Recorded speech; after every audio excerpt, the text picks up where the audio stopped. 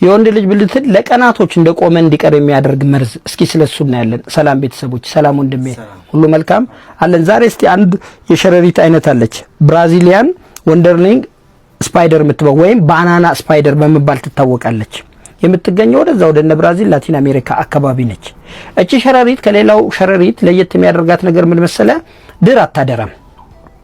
ምግቧን ለማግኘት መርዟን ነው የምትረጨው። ከትናንሽ ነፍሳቶች ዝንቦች ምናምን ትነሳና አነስ ያሉ ወፎች ጭምር መርዛ የመብላት ልምምድ አላት። በዚህ አጋጣሚ ሰውን ምትነድፍበትም ጊዜ አለ። አሁን ሰውን ስትነድፍ መግቢያ ላይ እንዳልኩት ነው የምታስከትላቸው ችግሮች። ለአንድ ሳምንት ያክል በሷ የተነደፈ ሰው ለአንድ ሳምንት ያህል በጣም ከፍተኛ ህመም አለው። ከህመሞቹ አንዱ የመጀመሪያው የወንድ ልጅ ብልትን ለ2-3 ቀን እንደቆመ እንዲቀር የሚያደርግ ነው። በጣም ከፍተኛ ህመም አለው።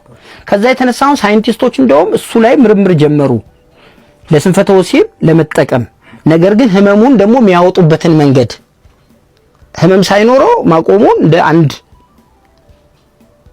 እንደ ህክምናው ታይቶ ያኛው የሚወገድበት መንገድ እስከመፈለግ ድረስ ማለት ነው።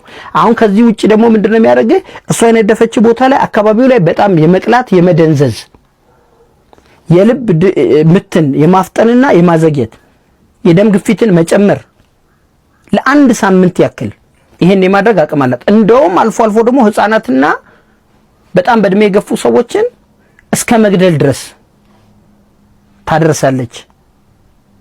ያቺ ትንሿ ሸረሪት ባናና ስፓይደር ብላችሁ ሰርች ብታረጉ ሙሉ ኢንፎርሜሽኑን ታገኙታላችሁ። አመሰግናለሁ።